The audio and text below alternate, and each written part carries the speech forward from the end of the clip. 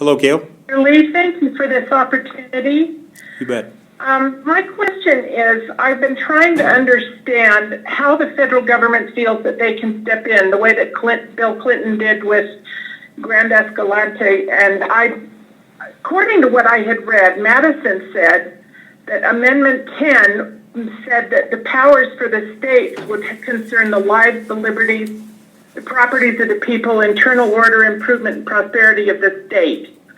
So is this strictly the federal government overstepping its bounds constitutionally? And what can we do to try and help you to fight back? Okay, thank you for asking that question, Gail. It cuts to the heart of what I think is the most important pressing issue of our time, the most important issue facing our government today, which is that we as a society over the last 80 years have transgressed the two most important protections in the Constitution, federalism and separation of powers.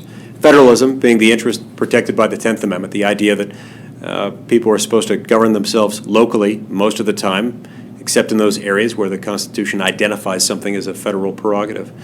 The other one is separation of powers. It says within the federal government, where the power is supposed to be limited, each branch is supposed to act within its own sphere. You've got Congress, the legislative branch, is supposed to make the law.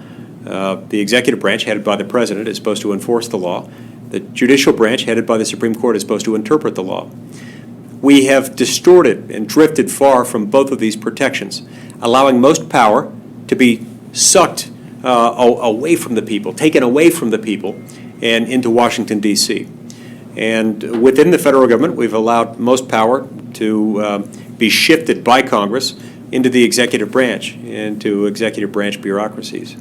So we've got, in my opinion, far too much land that is owned by the federal government. It's managed by people who live and work far from where the people who are affected by the land exist. Then within the federal government, we've given too much power to the executive branch. We've given carte blanche authority to the President of the United States to decide by a presidential proclamation, by the stroke of the executive pen, to declare a monument without restriction on the size of that monument or what interests might be involved there. This became a problem 20 years ago when President Clinton traveled to Arizona, not Utah, but Arizona, to declare the Grand Staircase Escalante National Monument. And now we've got President Obama looking at possibly declaring an even larger national monument with the proposed Bears Ears National Monument. This would be about 2 million acres. To put that in perspective, Yosemite National Park, one of the crown jewels of the national park system, is only 1.3 million acres. That, as a national park, required congressional designation. And so I think it would be wrong, I think it would be unfortunate to use the Antiquities Act here to declare something even bigger by the stroke of the executive pen without going through Congress. And I think it would be unwise, in particular, for the president to do that, whereas here there is a complete lack of local support for it.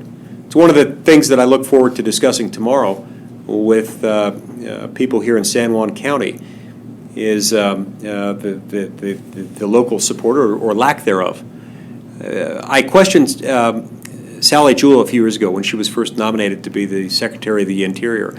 I asked her under what circumstances is it appropriate to use the Antiquities Act to declare a national monument. As I recall, her answer was pretty clear. She said it really should be used only after there's been extensive collaboration with the local population and only where there's buy-in from local elected officials. Here we don't have either.